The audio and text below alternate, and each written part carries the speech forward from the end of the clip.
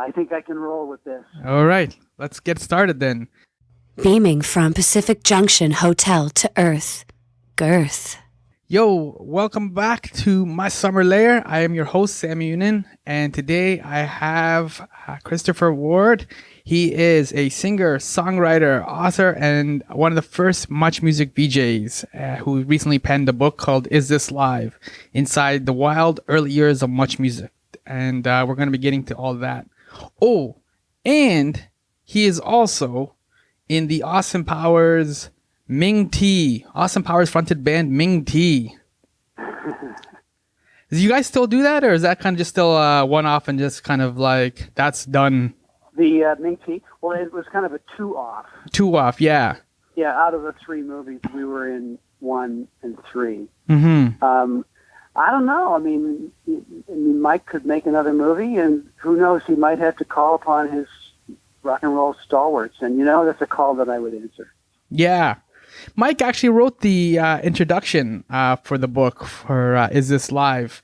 You've known Mike for many years now.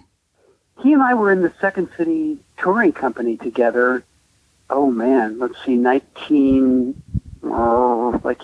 83, around there. Mm-hmm. And, we hung out a lot. And actually, he in Atlanta Miles and I shared an apartment in the beach for a while. Oh, wow. What was that kind of situation like? Was it kind of goofy? Was it fun? Was it late nights? You mean at the apartment or in the touring company? It was a pretty creative time. I was busy developing Alana's career, writing songs with her and for her. Mm-hmm. And I was also in the touring company. And then I left the Second City job and got hired by Much Music's John Martin to do a show called City Limits, which was the all-night video show that preceded Much. Yeah, from midnight to 6 a.m. on Friday and Saturday nights. Nice shift, huh? It's crazy that you would get, it's crazy that you would get like midnight to 6 a.m. That's one thing. But the other thing is just that it was like almost free reign, the way you describe it in the book. It's like, here's a few hours of television, go nuts. That never happens today now. Yeah, I guess not. I mean, unless you just sort of invent something of your own and put it up on the web. But it's almost like you guys ruined it for everybody else. Sorry about that. and the culture, continued on to Much. I mean, really, we were encouraged to just get out there and do it by the seat of our pants. And I think that was really the joy and the charm of the whole thing. Mm-hmm. When you look back and when you read the memories in the book from all the different VJs, including yourself, there seems to also be, though, like an underlying, I don't know, is desperation or maybe panic is the right word too, because it's like you said, you're flying by the seat of your pants. And so there is no feedback. Like how did you develop like feedback to know what was working or what was not working? There was no social media back then. Well, I mean, you had a whole crew of people that you were working with. It's like, I'll quote Mike, what he used to say is he'd try to think of something funny for a sketch or for an idea for a film. And he said, if I could make myself laugh, then I knew it was good. Yeah. I mean, we got a lot of feedback in the form of letters. How charming, right? Mm-hmm. How archaic. Yeah. So we did have audience feedback to know what we were doing was good or not. But also, it's just you're churning out so much television. Some of it's going to fall flat on its face. And actually, people love that. It's like watching improv theater. They love it when you completely blow it, and then you got to figure out a way to get back on your feet. Mm-hmm. But it was loose, to say the least, and we enjoyed that. So you saw it then more as a challenge then when you first get City Limits, and it's like, here you go, midnight to 6 a.m., go knock yourself out. You saw it as a challenge then to try and fill up all that time. Well, City Limits, this will sound weird, but maybe because of the time of night it was on and everything else, we kind of had that feeling that nobody was really watching. I mean, it turns out, subsequently, I found out that a lot of people were watching and that it made an impression on them. But at the time, mm-hmm. It was just, we just go in. I mean, we were rolling videos, so it's not like we were on constantly for 6 hours or anything. But, yeah, I mean, we'd have interviews, and then we started doing kind of wacky sketches based on, some of the characters that I'd done at Second City. So, it was pretty freewheeling. I make it sound like it was haphazard. It wasn't. We thought about what we were doing. We planned things out and we talked about them. That said, when it's live TV, you You can't predict the results exactly. Mm-hmm. And that kind of evolved too as the interviews would happen too. Like you had the Bon Jovi kind of tearing the place apart was one of the earlier interviews looking for their video, right? I don't know if you've looked at it, but Much, which was fantastic, Bell Media, that is, helped build a hub on their website showing, I don't know, it's like 50 of the greatest moments from Much, and they let me curate it. So that was really, really fun, and I was screening all that material for the book, so it was something that I was familiar with. But if your listeners haven't checked it out and they're at all nostalgic, what was going on in those days, it's just such a great way of sort of, as well as reading it in the book, actually seeing it, in clip form on the Much site.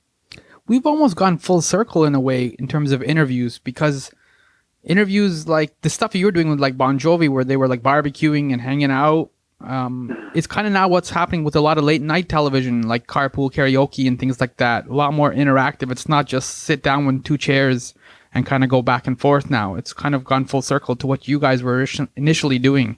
Well, I mean, we did a hybrid of both, and it partially depended on the act and what they were into. It's like, if you had the, crowded house or bare naked ladies coming in the door, I mean, you could just throw anything at them. And if you didn't, they were going to throw something at you. So in terms of ideas. So it was kind of wide open what might happen. But there were also artists where like when Leonard Cohen comes in, you're going to take a more conventional approach and sit down and do a more serious and hopefully substantive interview. And that was its own challenge, And I guess some of that was influenced by your Second City background then, right? Yeah, for sure. I had just come from about, with a year and some months of working, in the improv comedy world, which definitely sharpened my live action skills. I don't think I was ever a great improviser, but I learned a lot, Yeah. What initially drew you to Second City then? I made records and played in bands and stuff. And the last band that I had just met with complete and utter disaster. I was, in the middle of a tour in Western Canada that got canceled, and, then there were all these lawsuits on the part of the production company, and I sort of came back to Toronto broke to lick my wounds. And, I was, like 30 and thinking, well, God, what am I going to do? I mean, I just hate this aspect of it. I love the creativity of music. And I was starting to develop Alana's career, so there was that creative outlet. But then beyond that, I kind of needed some fresh input. So, I did stuff like I took dance classes, and then I took improv classes at Second City. And then they came to me and said, hey, do you want to try out for the company? I thought, seriously? And they're like, yeah, we do. So, I auditioned and then miraculously was given the gig. And then Mike Myers talked about it in the introduction, how like when you guys would go on the road and doing the tour, the Second City Touring Company, you guys would be constantly kind of like listening to the show tapes, trying to improve, trying to see what was working with the crowd, trying to like work with the crowd, not pander to the crowd, just all that kind of stuff. And I guess those are some of the lessons you took away as well from like the Second City experience that you applied to Much Music, right? Well, Mike, he's a real student of comedy and theater and improvisational skills and all of that. And his work doesn't look academic, but he thinks about it. He really thinks about all aspects of it. He's like a real disciple of structure when it comes to movie making. And similarly, like I really examine what I do as a songwriter. Like I'm very aware, sort of, with each segment of a song, that it's moving the song forward and growing and developing in a way that is satisfying on some deeper level. So, it's how you work. Some people don't work that way. Some people just want to fly by the seat of their pants in every respect. Like Steve Anthony was a perfect case. I could never roll the way Steve did. But he was fantastic. He would just the nuttiest stuff. I remember there was an interview with, I remember her name from Blossom. Is it Miam? Oh, yeah. Mm-hmm. So he's interviewing her. In the middle of the interview, without, so much as how do you do, he jumps up out of his chair and runs at the window overlooking Queen Street, where there's a couple of, on sort of innocent spectators watching, throws himself into the window, bounces off of it, lands like a thud on the ground, picks himself up, runs back, sits down, and continues the interview as if nothing happened. And it's like, I would watch that and go, God. Yeah. It was almost scary to as a viewer to watch that, never mind to participate in it. So I mean, although I had some wacky stuff that I did, I was way more buttoned down. Like, so you kind of talked about the energy and all, like you said, the wackiness. What was Toronto like too as a city? Were there a lot of bands and stuff coming at that time, or was it kind of like just because it was Canada, it was a little bit of I guess cultural nomad?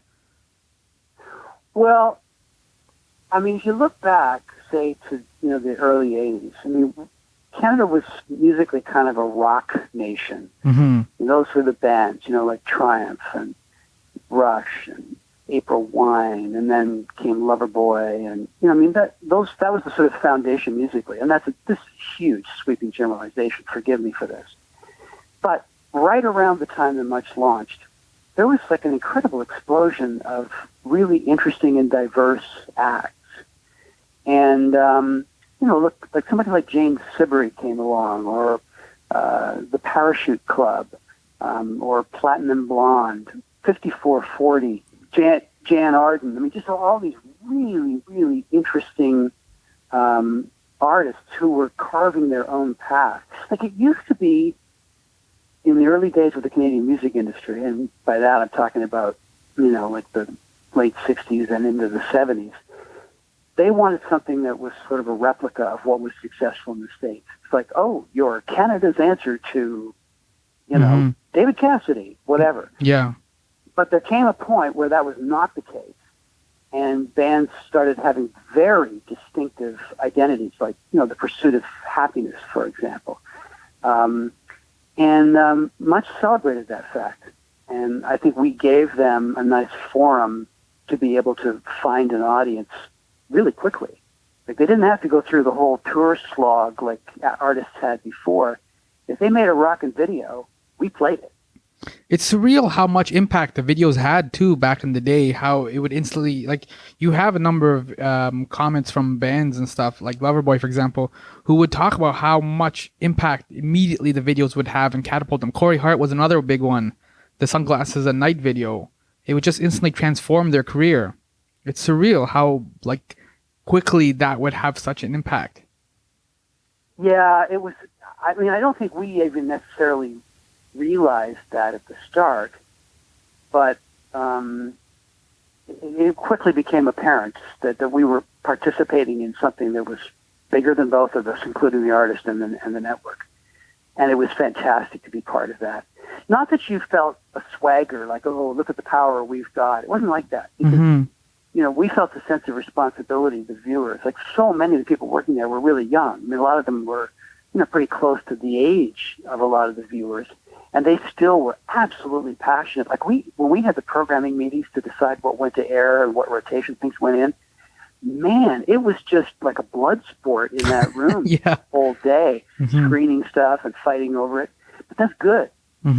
That means that passion is being brought to the process. And we did not, sort of kowtow to what the labels were pushing us to play at all. I mean, we weren't like, belligerent about it, but we carved our own path, and I'm proud of that. Yeah, it's very hard. That's another thing too. Like, you were kind of free from that influence in a way. The whole like payola, or like you have to kind of quote unquote play this or whatever. You were allowed to almost like run on your own taste in a way and just discover or push the certain bands that you kind of were championing. Well, remember, we didn't have any competition in the the vein of what we were doing. To think, okay, the road is clear. Start driving, Yeah, I mean, like Moses, I think, was the only kind of edict he gave you was just don't be like the CBC. Well, that was what somebody said. I mean, arguably he would have given us more direction than that. But, I think what he did is he hired well. He was very, very involved in the hiring process of every single person that went to air. He looked upon himself as more of like a casting director. And he tried to choose, in some cases, unusual people. I mean, I think when they launched Much, the first two VJs were myself and J.D. Roberts, and those, relatively speaking, were pretty safe choices. Both of us had, put in our time in the music business. we knew what we were talking about. We had on-camera experience. So you weren't like throwing us into the fire. Mm-hmm. Then, when they hired people like Erica, she was brand spanking new to that kind of a scene. And she had to grow up in public. And that's challenging. But she did it, and she succeeded. And I think she created a link with viewers that, someone like JD and myself maybe couldn't, because she was like a representative. She was like one of them on air. Did you ever feel that pressure too, as well, like in terms of being a representative, especially when you're doing interviews? Because again, there was no social media, so you're like, as a VJ, you're the only quote unquote connection that people have or the fans have with whoever it is that you're sitting down with. Yeah, that's a very good observation. Because I think for me, when I went to sit down and do an interview, my first responsibility was to represent the fans of that artist and ask the things that those fans would want to know. Mm-hmm. Which is why when Erica sat down with Duran Duran and went like, okay, how do you guys meet girls? Yeah.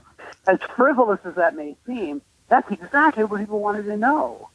But that's why, they would give that interview to Erica. But, if I'm talking to Peter Gabriel, I'm sitting there thinking, okay, so his fans are dedicated. They are knowledgeable. They're, really bright people, super engaged. And I need to, I got to bring my best game here. And the other half of the equation for me was to try to use my own curiosity.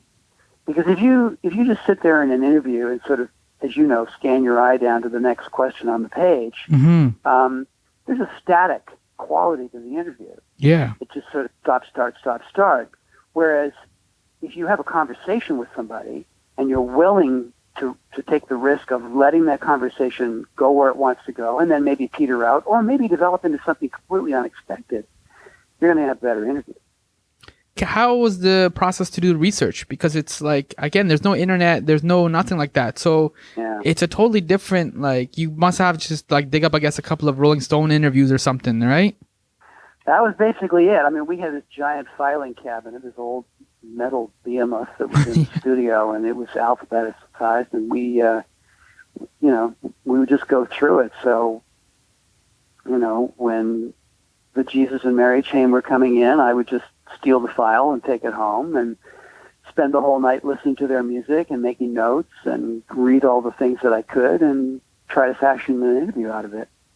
Yeah, it was it was definitely, less raw material to work with, but that's okay. You find your way, particularly if you really genuinely love music and love what you're doing. That almost that I think is a valid point, because it's almost nowadays the music in a sense gets lost, if that makes sense, where it's just more trying to get the ratings or get the metrics or whatever for the interview.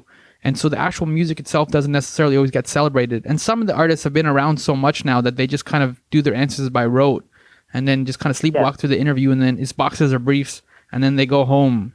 Sammy, I think you hit it right on the head. And at the risk of sounding like, the old, you kids, get off my lawn. Yeah. I have to say that, the whole celebrity culture aspect of interviewing has really diminished the art. But you still got to give the people what they want. And that's not to say that, the Bon Jovi barbecue was like Dick Cavett, but it was, Yeah. But when there was an artist that sort of warranted a more detailed sort of discussion, and sometimes it was surprising who those people were.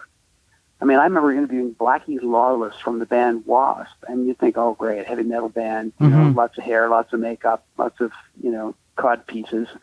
But, he was an intellectual and a really thoughtful guy. I remember interviewing Joey Ramone, and it was the same thing. This was a really deep sort of thinker and articulate and considered in his responses, and there was nothing by rote about the way that he replied to my questions. And as a result, it was, for me, a really powerful and unexpected experience. And hopefully that was the same for the viewer. In the book, too, though, a lot of the artists kind of talk about how much they enjoyed the experience of coming to Much, just unpredictability, the questions, the interviews, all of that. And I think that sometimes, too, it goes back to what you're saying about celebrity culture.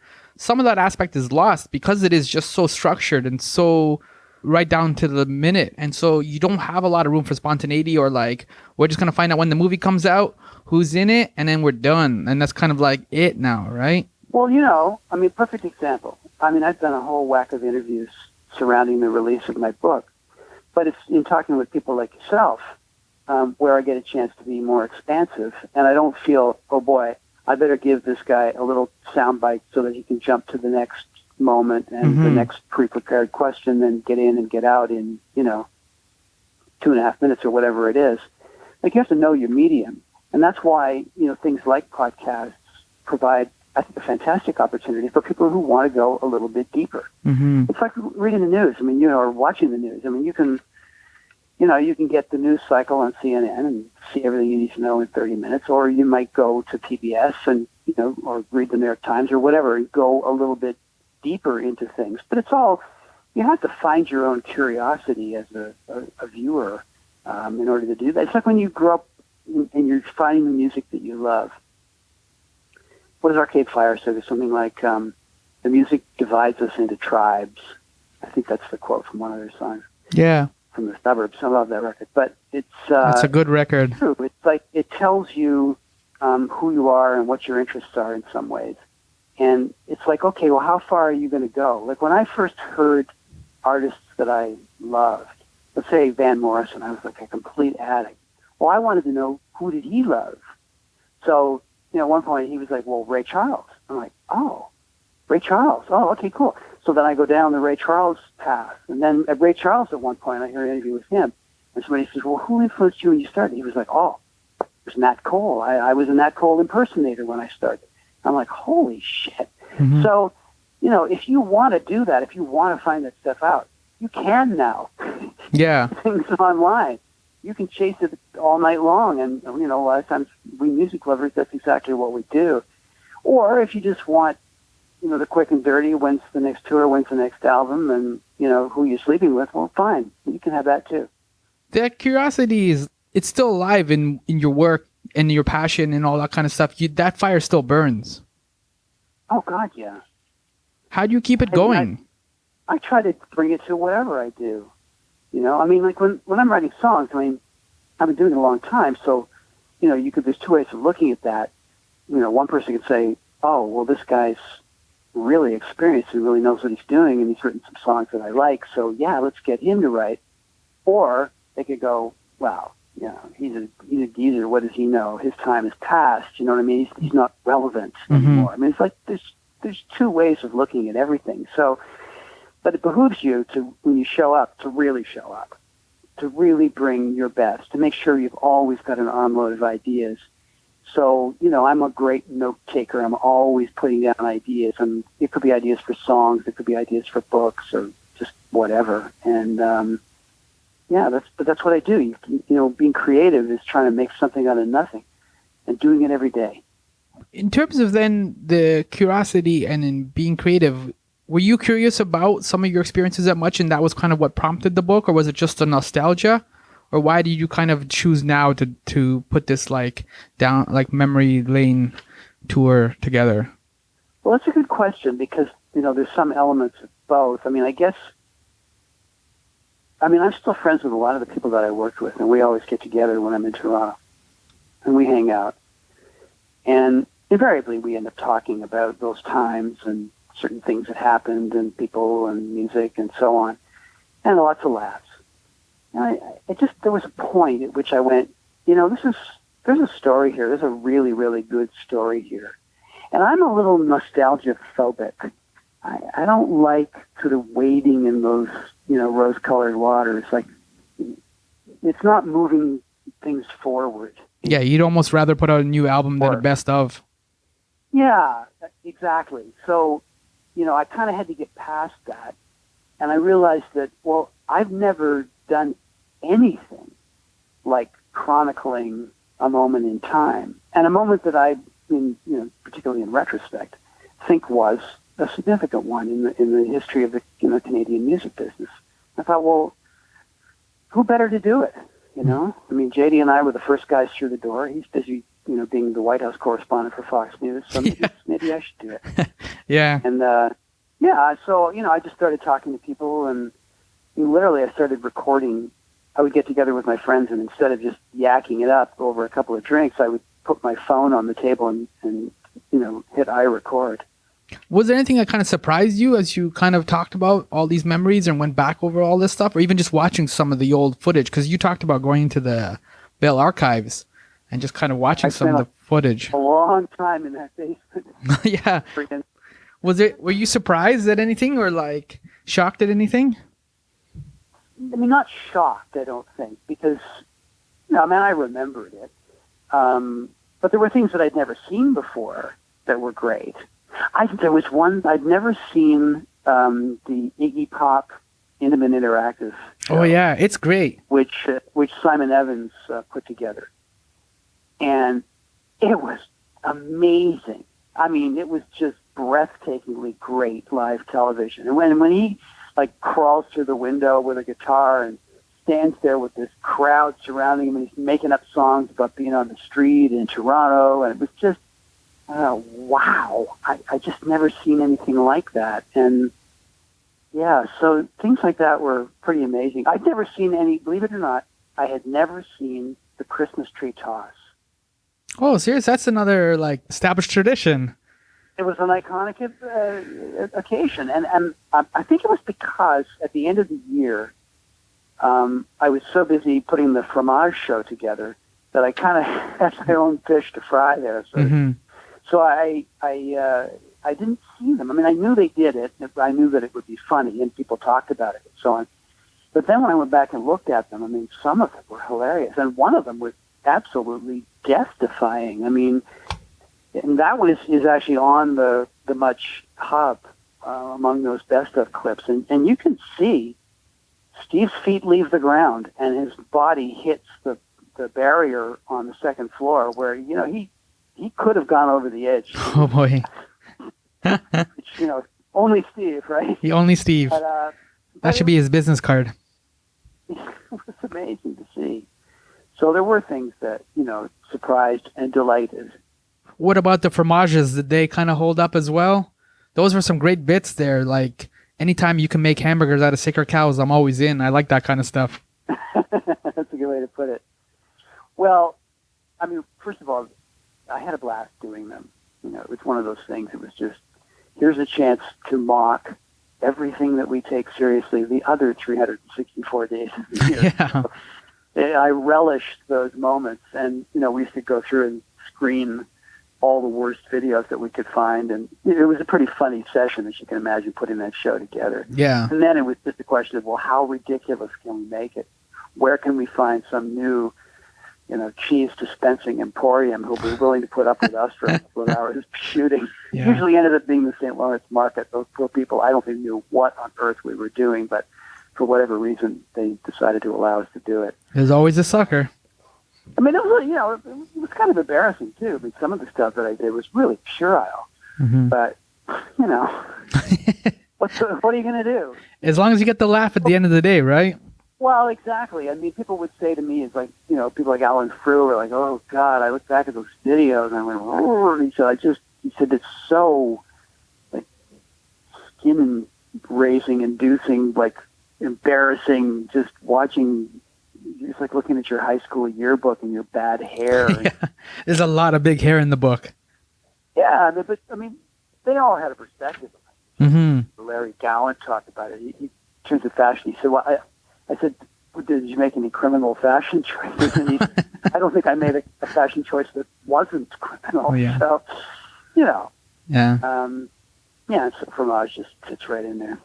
As things grew, was it the VJs were influencing the artists, or the kids were influencing the VJs? Because everything started to kind of grow, and the fashion started to be a lot more conscious. I think you even talked about it in the book. It started to affect one another. Erica M was really kind of stylish too for a while. Mm. What was the kids that were bringing the stuff, or where was it coming from? Hard for me to say to what degree we might have influenced artists. I actually don't think that we specifically did. I think the medium of music video and the opportunities that it provided, and the work that they could witness other artists all over the world doing. I mean, that was like a pool of ideas and inspirations that I'm sure was influential. I mean, you figure if you've been an artist in '84, and suddenly there was this, incredible fountain of brilliance. You probably find a way to incorporate it into your work as well, I would think. Michael Jackson was like the pinnacle of that. Yeah, or Peter Gabriel. I mean, look at the Sledgehammer video. I mean, even today, it's a joyful expression of something. But as far as the viewers are concerned, I mean, we paid attention to what they said for sure. I mean, you have to. If you don't, you're living on an island. And I mean, as I said at the beginning, it was letters, but eventually, like, we started to go out into the field more, and we'd meet people, and we'd hold events and so on, and then there were the dance parties and things. So there was a lot of opportunity to interact with people, and just even who would show up when there was an artist being interviewed and would be clustered outside the window on Queen Street. It was almost like a first-hand measure of an artist's profile. Yeah. And around, yeah, I mean, it was just like mayhem in the streets, right? I'm reminded when you're talking, like, there's a Bowie quote in Rolling Stone magazine. It always stuck out to me. He said that it's Bowie, so they were talking to him in the interview about how he's very forward in terms of fashion and very conscious and all this stuff. And he's like, I'm like every other rock star. I'm very behind. It's the kids who are very much ahead. And we're just the rock stars are the ones trying to catch up and keep up with the kids. Well, I think what he's saying is true. And I think any artist that still can keep their antennae up, I think it gets harder, though, the more successful you are, because you are, just by virtue of your own success, you're kind of sequestered a little bit. You're inherently in a bubble.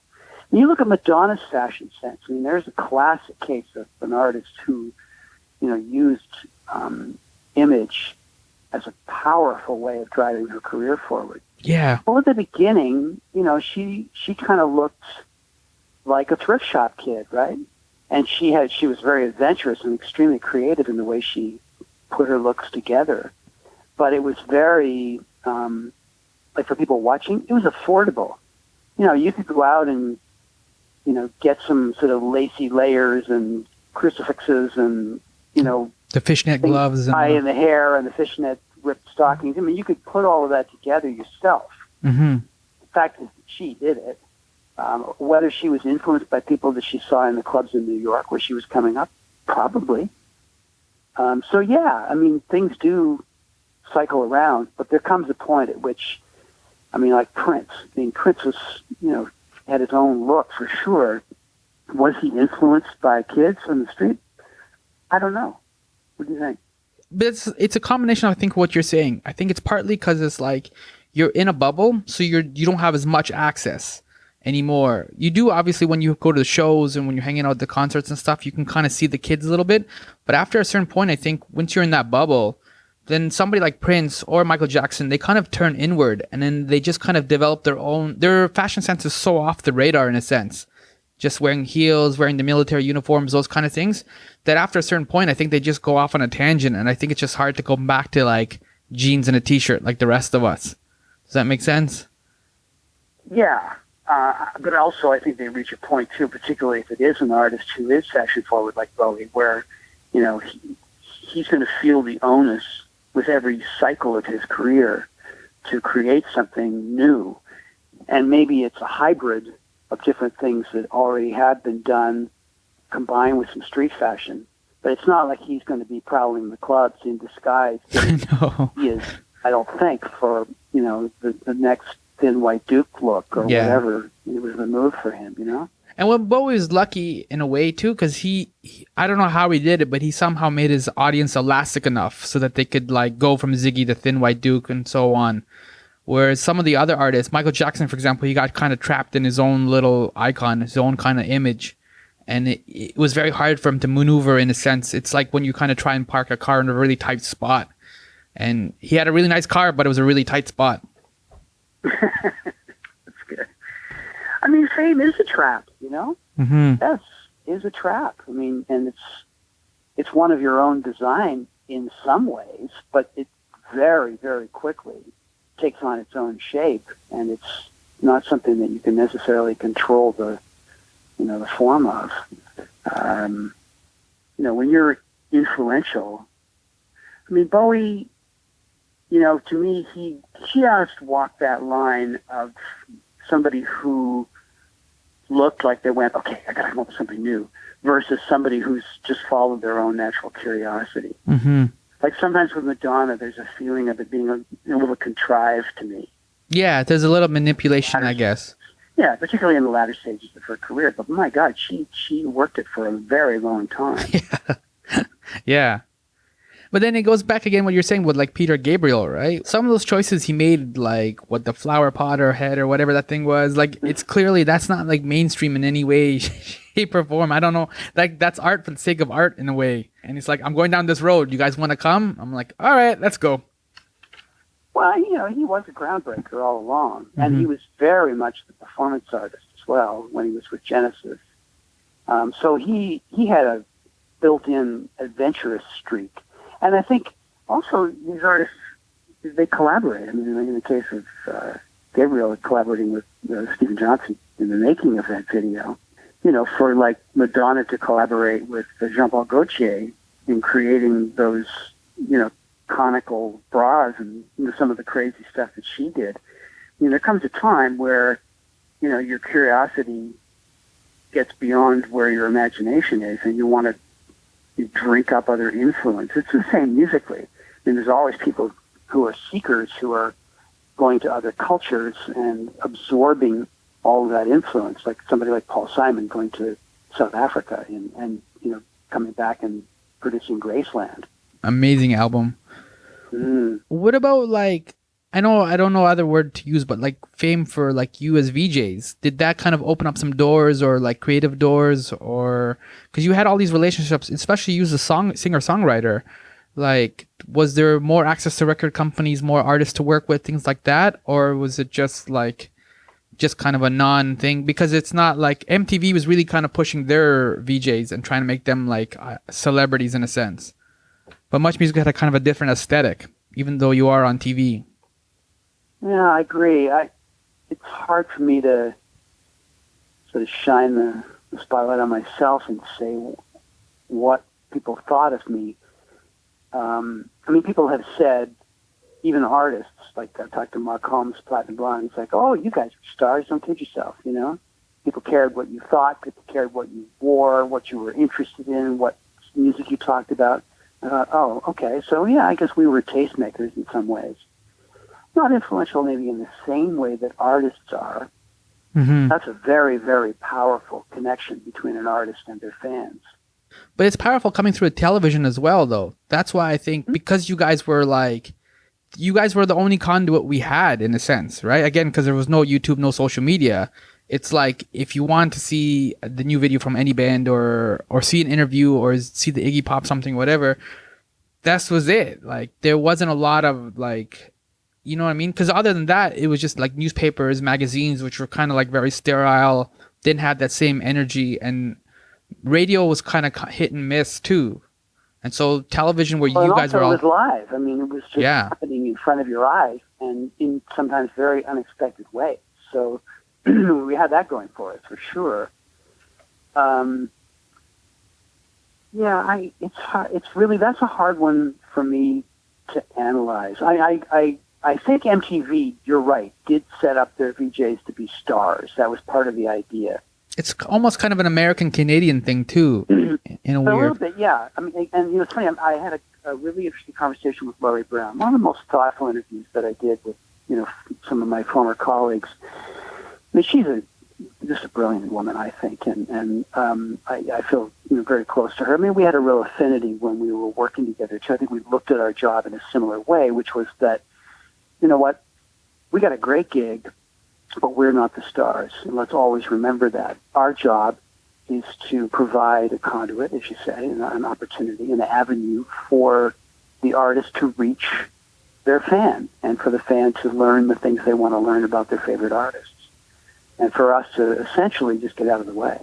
That makes sense. I mean, yeah, at the end of the day, I mean, no offense to you, but I mean, we were always just coming for the new music video and like to see what, or the interview or whatever it was, right? So No offense taken. That's what it's all about. So yeah, it makes sense. But at the same time, it's like people have their favorites. Like when I was talking to people about the book and stuff like that, like we started talking about off the top about nostalgia, and people would remember like some of the Fromage things or remember Erica M and things like that, and they were like, oh man, I remember that, I remember this, whatever, I remember the Iggy Pop. Like there's things that kind of still resonate with people, and it's because of the personalities and the quirks and things that you guys brought as VJs. So there is definitely a connection.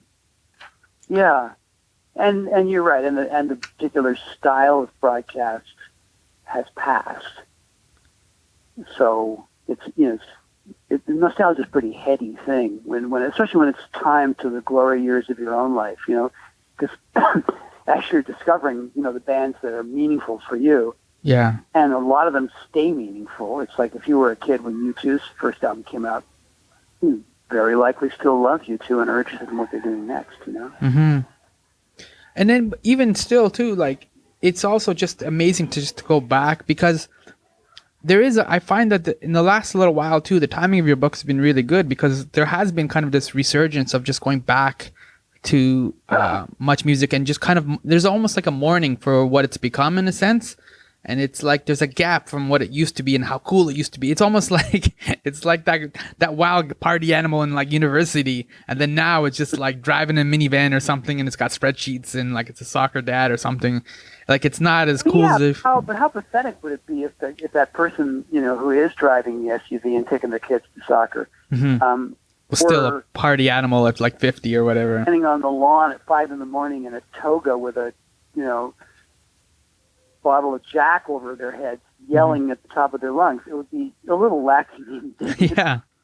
No, that's true. And it's a valid point. We do all have to grow up. And I mean, you can also see that journey too through the book, which is that like things became a little bit more structured, a little bit more regulated, and like there was a little bit more standards and cohesiveness to the whole thing as it kind of evolved.